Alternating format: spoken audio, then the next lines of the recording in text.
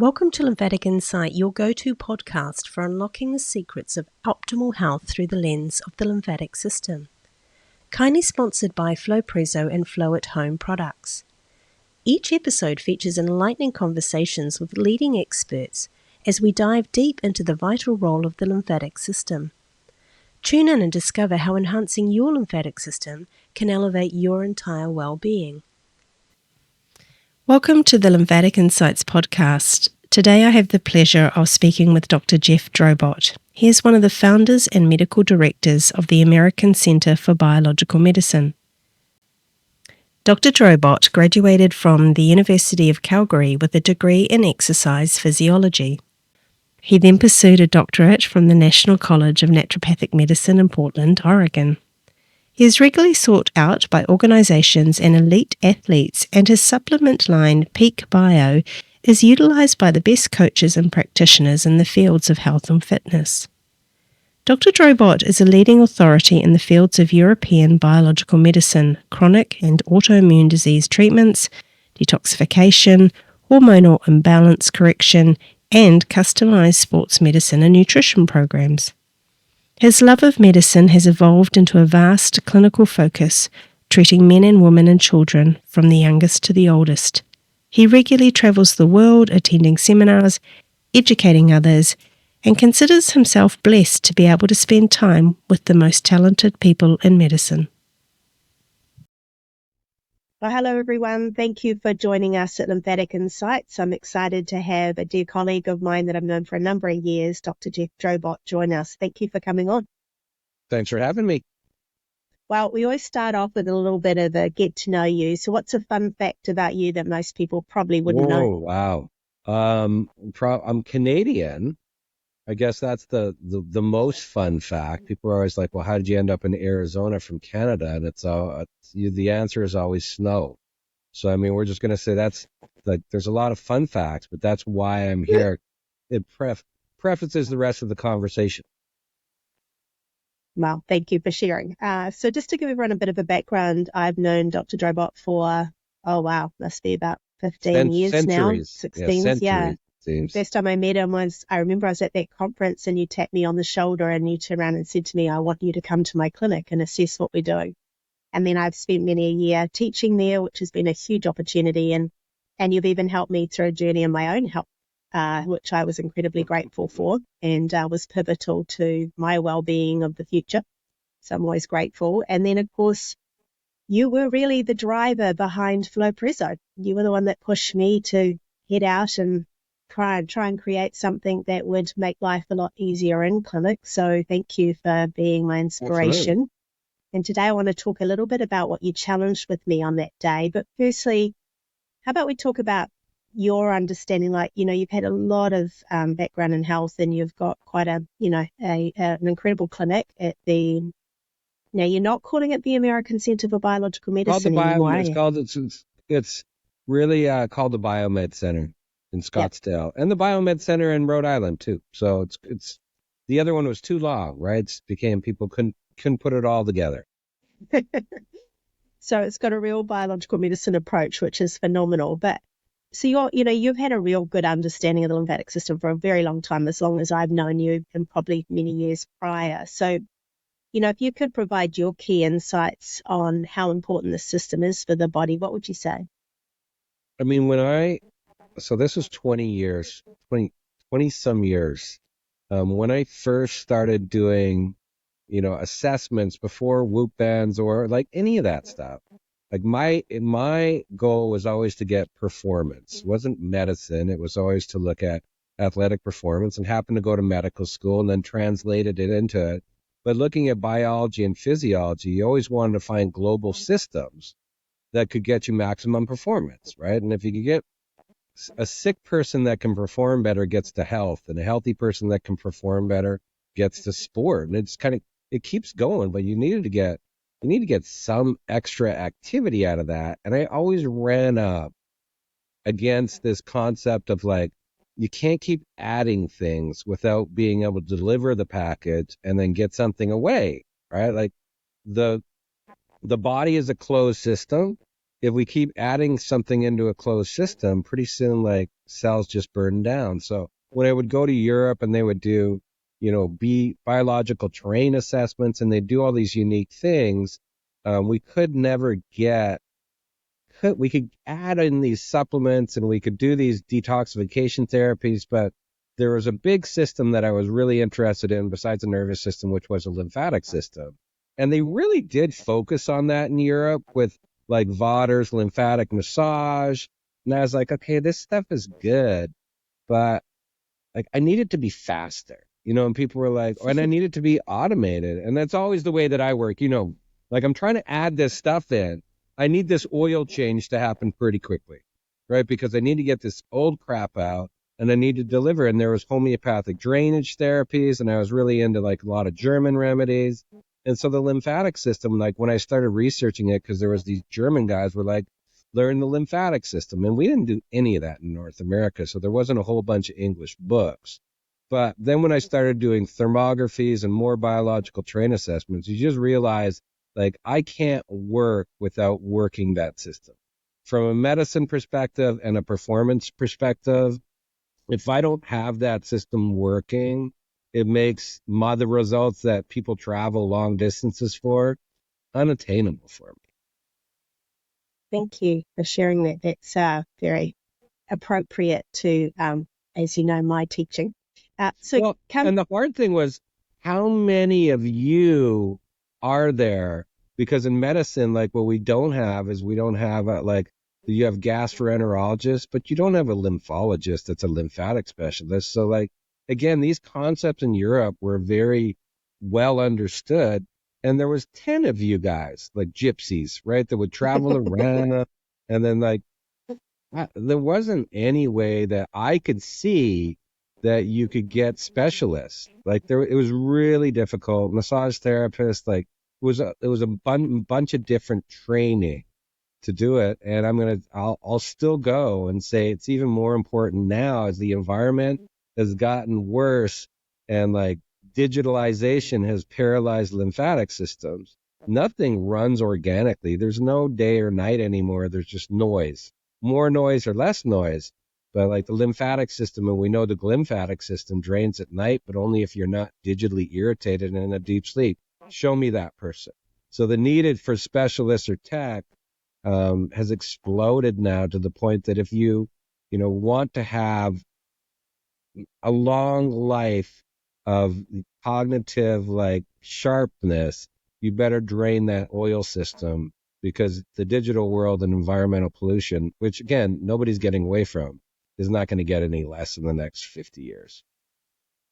Okay, that's quite true. And so if we were to deep dive a bit further into the digital side of things, because your thing was always about the central nervous system, the impact of regulation or not. And like you said to me quite back then that I want to challenge you, does the lymphatic system stimulate parasympathetic or does parasympathetic stimulate the lymphatics? Now, digital is having a profound impact on that regulation. Is that correct? Yeah. I mean, because there's so much information and I'm not like this. I mean, I'm not a handyman, right? So people are like, well, are you a physicist? I'm like, heck no, right? Like I'm a realist. So when I'm looking at things, I'm looking at performance effects before and after stock.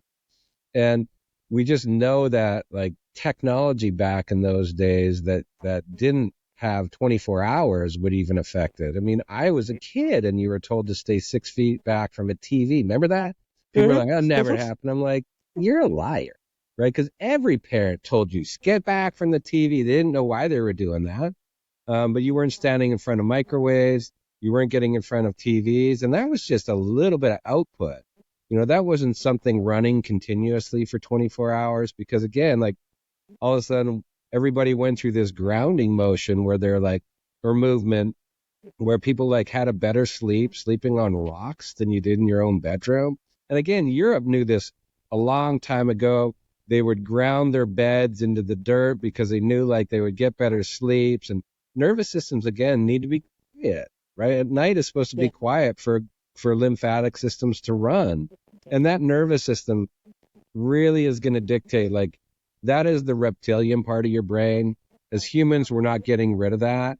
It was designed with this drainage system called lymphatics, which told it when it was safe to move stuff in and out, and when you might have eaten a poisonous mushroom and you didn't want things to go to your brain. Because at the end of the day, like, we're built to protect our brains. The rest of it, like, has a lot of regenerative, but like the lymphatic system is there to take toxicity away, mostly from your central nervous system. And if your central nervous system never says the coast is clear, it's never going to drain. And we've got a real problem with cognitive decline. That's going to be a problem. We got a real problem with infertility.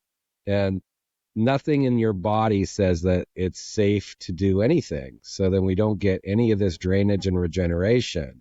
And we're just going to turn into like a real problem, in the sense that now we have to physically put the body, like rocking a baby with the lymphatics. It doesn't do it organically or biologically anymore. We have to do it actively. There's no passive to it.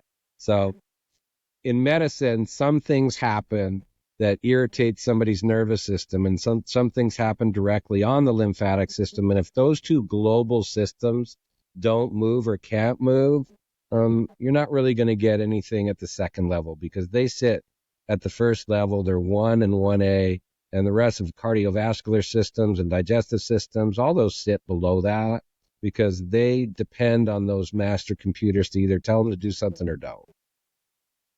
It's a really great way of explaining it, because you use heart rate variability a lot, right? So it's often linked to being able to measure the stress in the body, but also how do you see it connecting with the lymphatics? Because I know it's so hard to measure lymphatic drainage, like in the medical world, we're using, we're having to put protein dye in and scintigraphy. It's not an easy process. So you obviously use thermography and you use heart rate variability. Yeah. Do you use both of those to identify when the lymphatic system is in trouble?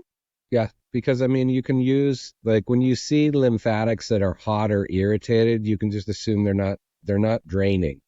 And central nervous systems, when you're looking at heart rate variability, you're trying to see like flexibility in a nervous system. And then we also do real-time EEGs. So there's nothing like we can't look at from an information level and from an inflammatory level that tells us like when something's just moving normally or not. Like, it's like, does it have a range of motion that it does something normally, or doesn't it? People, like in medicine, we don't pay attention to it until it gets bad, but we still don't have any way. And look, you see heart rate variability coming up, but it's not measured with EEGs. So you don't see like how taxing a system really is. All you get is a readiness score, right? It has to be commercially consumable. So you don't really get to see like what the range of motion in a nervous system is. And that's where some of the beauty comes in. But again, all those are based on reflexes. Can't make your lymphatics move by thinking about them, right? You can do some exercise and you can move them, but all of those things move when you're not doing something else. And that's kind of the irony of the whole thing, is if you are in a biologically rested state, they regenerate. Otherwise, they're looking for the lion the whole time. They were set up like that. You're not going to meditate and make that any better. You can do some diaphragmatic breathing and move it. We can cold plunge all we want, and maybe it's going to move for an hour, but we need it to move like for 12 hours, right? Because we're putting 12 hours of pressure on it. We need it to drain for 12 hours. And again, manually, like if you don't use technology to do that these days, I cannot believe that it's going to get done. Because now, even in the last 5-10 years, with what I'm seeing with my metrics, and it's not bad. Like, I'm not saying it is. Like, it's just people are busier. Technology has gotten more powerful, and we're using it a lot more. So don't do that. And it's hard to live in this world. But, you want to drive your electric cars, you want to do all that kind of stuff. Like, systems, like we're just primitive, right? Our bodies are designed to like communicate with like other mammals. We don't know when something electronic is like really putting out a big signal. Like, it's really, a lot of that is like 50,000 dog whistles. We don't feel it, but we can see biologically that it's impacting other organic systems. And we were supposed to be 6 feet back from that. That's what our moms told us. We weren't supposed to be on it for 6 hours at a distance of 6 millimeters. Like that just wasn't happening. So we're in a new, we'll all not be able to breed probably in 10 years. And then the ones that can, like they'll cycle and we'll be some cyborgs by the end of it. But for this generation, for the next 20 years, like we're not going to be able to cope with that. So like we have to figure out solutions to it. So then that leads me into, with this knowledge, how's it influenced your clinical approach to patients' health journey? Because, you guys have phenomenal cell circuits, you do incredible testing, you have a number of different services available. But from just a lymphatic point of view, what has changed in your thinking in the last, say, 20 years of how you've managed this? We have to do a lot more regenerative medicine, like a lot more V cells, exosomes, umbilical stem cells, because like we're a real hassle to just decrease inflammation using time, right? It's really difficult because you don't have a lot of time, and because you don't have that many opportunities in the day. Used to be like, and you got to realize the food, like if we just look at like inflammatory foods, we didn't have a bunch of gluten to worry. We just stopped eating gluten, right? That wasn't a big deal. And then a lot of things got better. But now, with the digital stuff, you really have to like increase your ability to do more with less.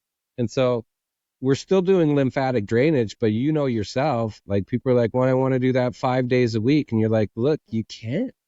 That's not how the system works. Like you do it twice a week. Like it's like visceral manipulation. The more you do it, the more you irritate it, the slower it goes. Like there's not a way to do it faster. It's just supposed to be done regularly by itself. And there wasn't supposed to be done 6 hours a day. It was supposed to be done for 2 hours at night, right? When it actually was signaled that it was time to do it.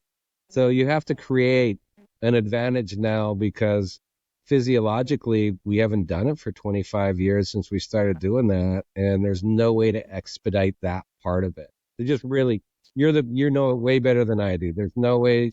People are like, I want to maximize this, and I'm like, that's the wrong attitude, right? It's like trying to learn something by studying it 24 hours a day. You actually go backwards, right? It becomes frustrating. You forget what you did in the first 12 hours because now you're tired and frustrated. So now we have to do a bunch more regenerative, like generalized therapy, because we have central nervous systems and so many things that had a higher burn rate. We had to calm them down so that biologically it gave the impression to the lymphatic system that like it went into a different environment. So it's just, taking advantage of one thing to make another thing more comfortable to do what it's supposed to do.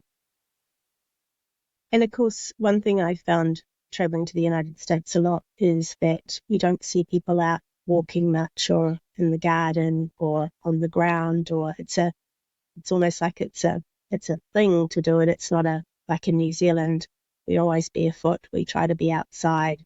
Like, that's what I do. My weekend is in the garden so I can reconnect and do the simplistic, try and help my central nervous system to rebalance. And so I do know that I've seen that for years now in the US, and recognize that, how hard it must be to reset your nervous system when, even from a basic level of, well, it's not basic really, grounding, like in our Eastern training, we always taught to connect to the earth and ground. And ironically, the stomach and spleen, which is the two meridians associated with earth, are the ones also that, of course, we're talking about being associated to lymphatics. So you understand the value to that, and then the breath.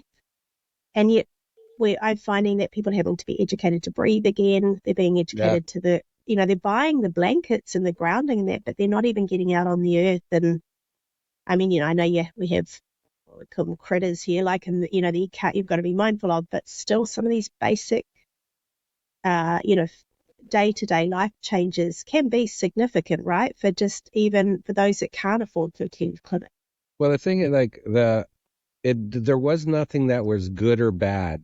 When you're in the garden and your head is down, like, again, your body just attributes that to you're safe, right? So again, like when you're doing things, when you're playing, you watch kids, right? When they're playing, like you can understand the body goes through a different environment when they're doing that. And, Europe and other places really realize that. And we call it getting in the garden here work.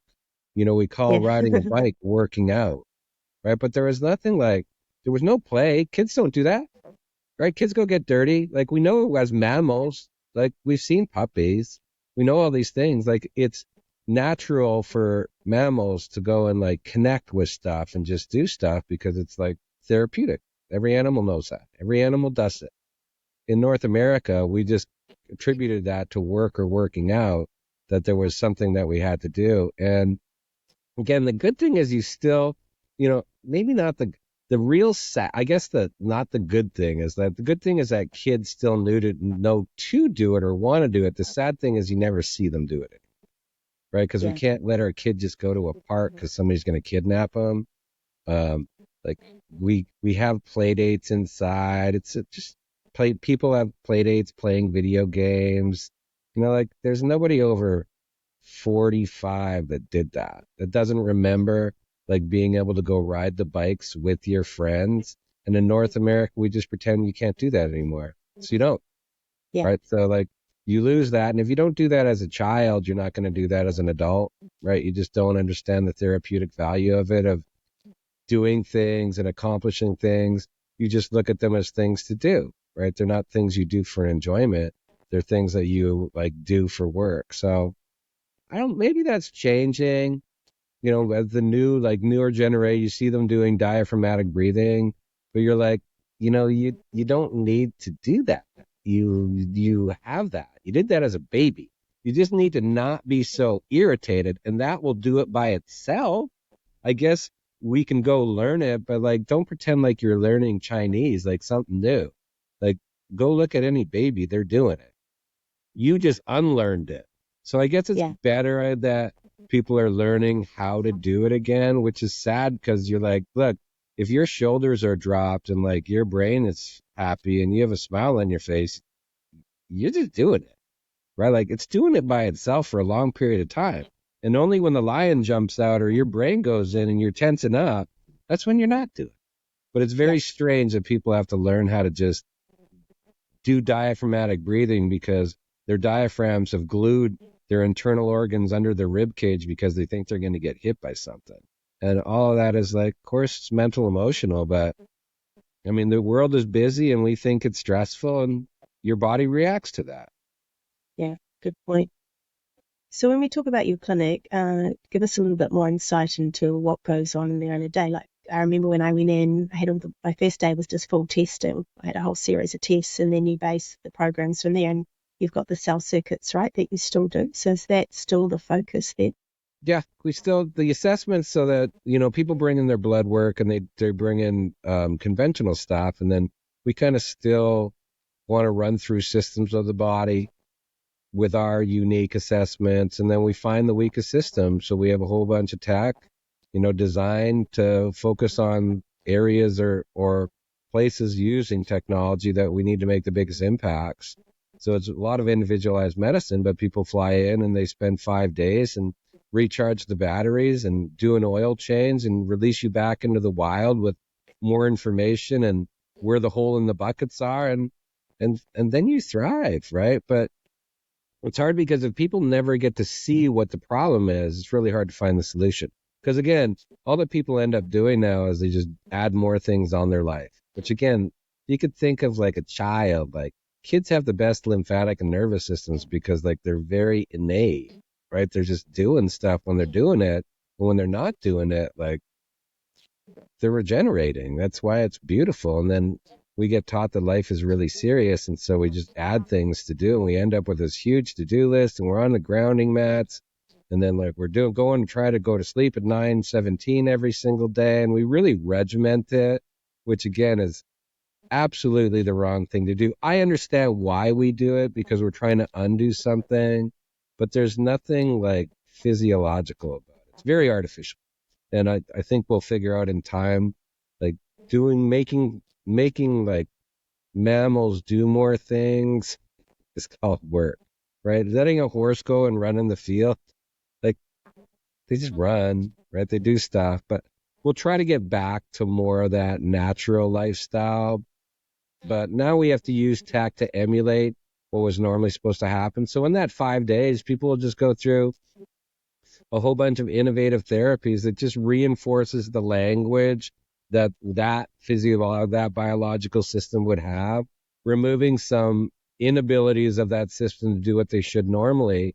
And then, like I said, adding in some regenerative factors that it might need to get to a different place of health, because it's tough passively these days. So what do you think the most common misconception is around about the lymphatic system? Because there's a lot, I mean, I have never seen the lymphatics shine to the degree I have in the last, especially 4 years. But what do you think's out there that's kind of a bit of a misconception that people aren't seeing? That it's like a muscular system that actively you just can go ahead and push it around and move it. I don't understand that, right? Like it's really hard.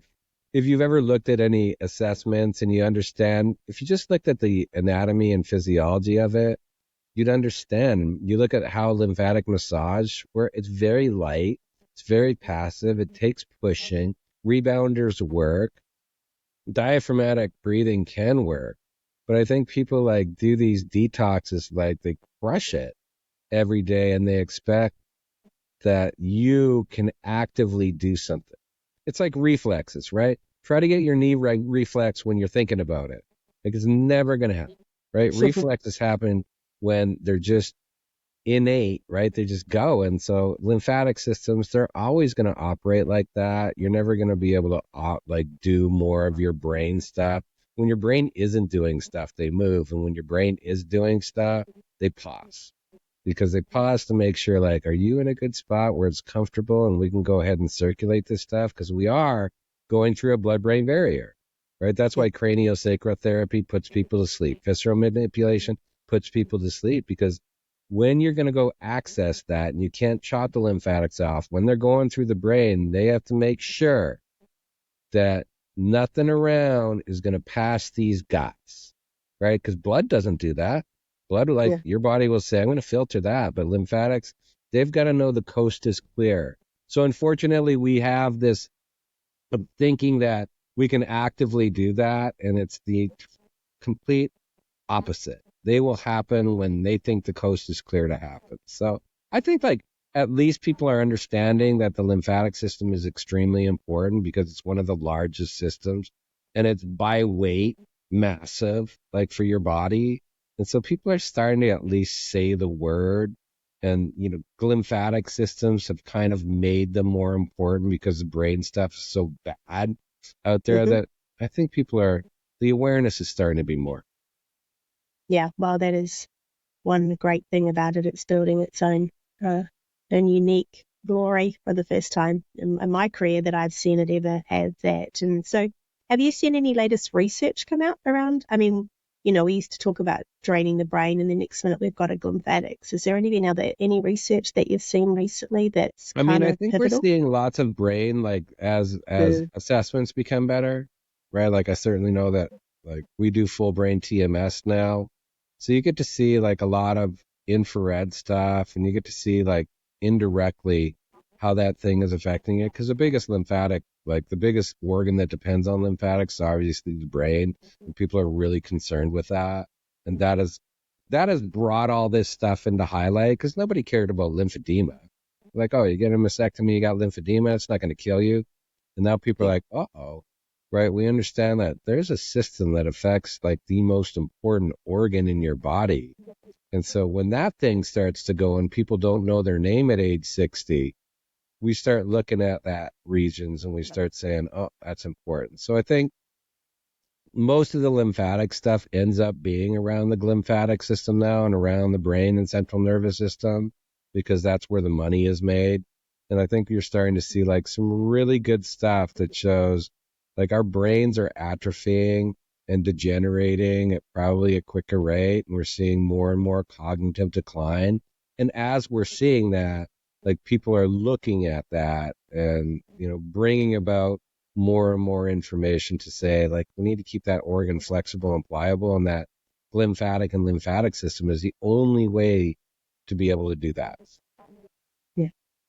I know I was talking to a lady who works in insurance companies here in New Zealand, and we've had a significant increase in neurological issues. So I think it is definitely something that... And mental health problems, right? Like, people can't get into a parasympathetic state at all anymore. So you're having, when you look at the difference between mental health is just, again, just a brain problem, right? You're just going to go grind that brain into nothing, not be able to get into parasympathetic state. And if you times that by now 25 years every single day, things burn out, right? If you played racquetball every single day, 25 years in a row, your knee would probably not show a lot of cartilage either. So, the mental health and the brain stuff are intimately connected.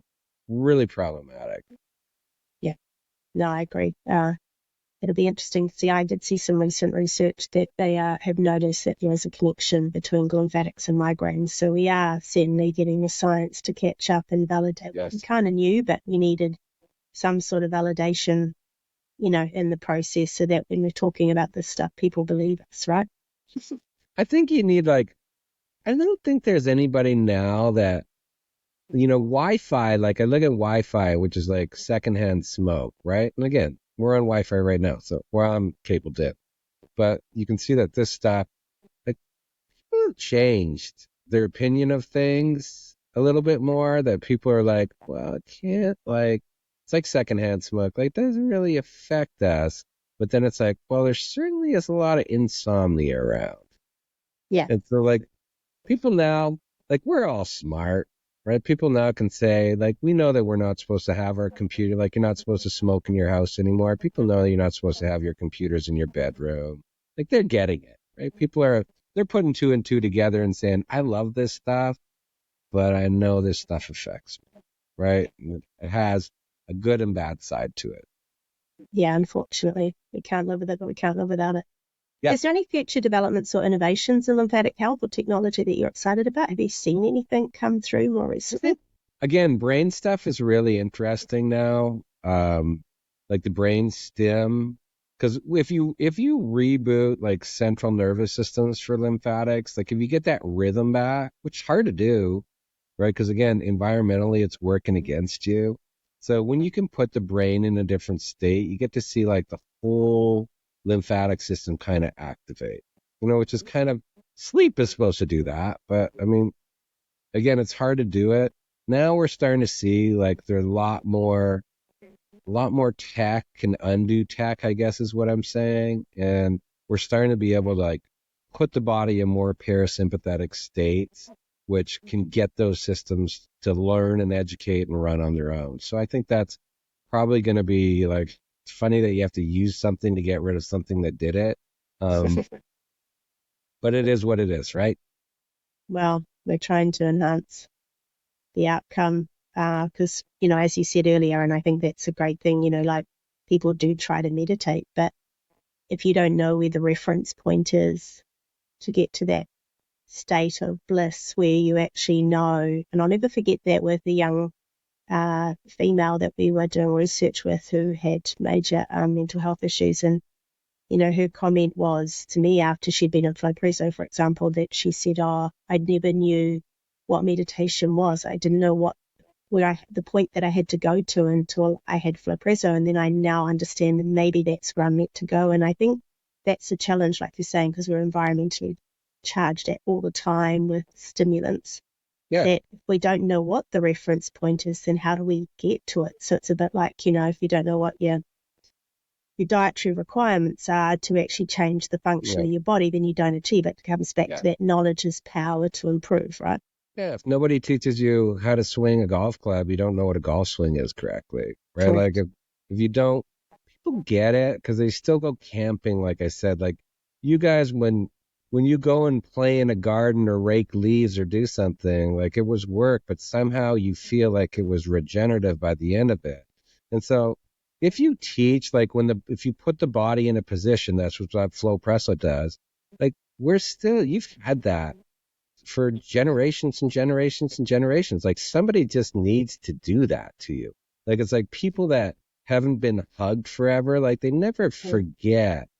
Like once you hug them, which again is the easiest thing, like from childhood, like their body, we know that something happens to their brain, right? They know that, hey, that means you're safe, right? People are like, well, that was really emotional. I don't believe in that. It's like, stop with the bullshit, right? Like when any mammal like hugs, like every single one does it, it means you're safe, and something is massively comforting about that. And we can just sit. Like when you start to learn that and your body gets to put in those positions and you get hugged a lot, like you start to feel like I'm safer. And then more times than not, your body says I'm safe. When you're lymphatics, you educate them how to move. And you're like, hey, I can't remember doing this, but like that felt really good. And I promise you had done it. Like it's not like it's a new movement. But after you re-educate a system on like, hey, remember this? It says, yeah, I remember that. Right? Like I got that. And so it's once it knows that it's okay to do it, it'll do it again. Right? It always comes out of its cave. It doesn't think it's safe to come out of the cave. Animals will never come out of the cave, right? They're sitting there and they die, and you're like, when did the dog ever come out of that? Because the dog didn't think it was safe enough to come out of it. So you got to go get the dog and you got to pull him out. And then you see 3 weeks later, the dog is running around the backyard, right? But we're just mammals that says, like, if we don't think it's okay to do it and we haven't done it for a long period of time, we're not just going to go and try it one day because it's from survival. That'd be stupid, right? Put your hand on fire. You knew it was hot. And then one day you're like, I don't think it's hot anymore. Like somebody has to show you like, look, you don't put it that close to fire. It's not hot. It's actually very comforting. It's warm, right? It's warm. You want to be near that. But otherwise humans would just look at fire and they'd say, I need to stay the hell away from that for the rest of my life. And then you die. So it's like once you move things and you put them in positions and you show physiology that it's good, like it wants to do it. It just like the central nervous system just doesn't allow it to do it because it doesn't know the outcome of it. So you got to do it. So if we were to sum up to our listeners from a more, let's use a daily routine or a self-care perspective, if you could highlight 2 things that would not only support the central nervous system, because we're learning that's a very big part of the lymphatics, but also the lymphatics, what would those 2 things be? Just move and have fun. Like just do something every day. Right? If you move every day and you're having fun while you're moving, like it is like being childlike is still the most regenerative thing you can do. And that's not being foolish. Like bodies, like again, when you look at puppies, they're like, or any mammal that's young, like when they move and they have smiles on their face, and that's not exercise, by the way. Exercise is like work, right? You have to do something that's comfortable and move. And every blue zone does that, which is amazing that we're always like, I wonder what they do. You don't see them doing pull-ups. Like we know that all these generations that do live to longevity, you know, there's a lot of smiling, there's laughing, there's a lot of community stuff, and there's easy movement. So it's very like biological. If we can just do that even for 10 minutes a day, like diaphragmatic breathe, because like put a smile on your face and you have a little bit of time, you're sitting in the park and you just breathe, right? Like don't go in your living room and try to do it.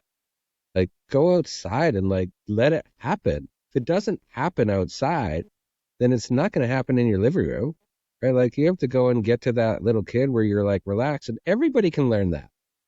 Right? If you're outside for 5 or 10 minutes and maybe it's freezing cold and you're just walking around, you're just looking around, you're not thinking about anything, like it's going to happen because you're safe, you're comfortable, you're outside, and your body says, hey, like, I like this. If you're going to be in an artificial environment, there's nothing biological that's going to happen in that environment. So those are the, like, people just need to focus on it, right? They just need to focus on it by not focusing on it. Go outside and be a mammal, right? Like, I don't care if you just walk around the block, like walk around the freaking block, right? Nobody's going to shoot you, right? Like just you walk around the block and you do nothing but look around at your survivings and you say like, hey, that's pretty cool. Like when you were a kid, you're just riding your bike. You're not like, you're looking around for a second. And your body remembers. If you are distracted and looking at things, it means you're comfortable. And if you're comfortable, we're in a pretty good spot. And if you reinforce that, even 300 out of 365 days, that's a pretty, like, your body likes that. So that, you don't need to do anything. You just need to put yourself in an environment where things just do it. But you have to go and put yourself in there, which is unfortunate because as kids, we just did it. We gravitated toward that. School was out, you went and played soccer. That was it. You didn't have to do anything. Right? You just went some balls around, threw some basketballs, played hide and seek. Just did it. And so we've lost the ability to do that, but we need to go and find it for, doesn't care if it's a minute or 60 minutes, right? Just do it so that your body knows that it was safe to do and it'll benefit you for 24 hours. Thank you. Well, look, I really appreciate your time. I'm really very busy, and it's always been a pleasure to have time with you. And once again, Well, I'll see seek you out soon, right? knowledge. Yes, you will. We'll be there in September, and end of September now in Arizona. So I'll be there to come and have a view around the clinic. It's been a few years, so I can't wait to see you.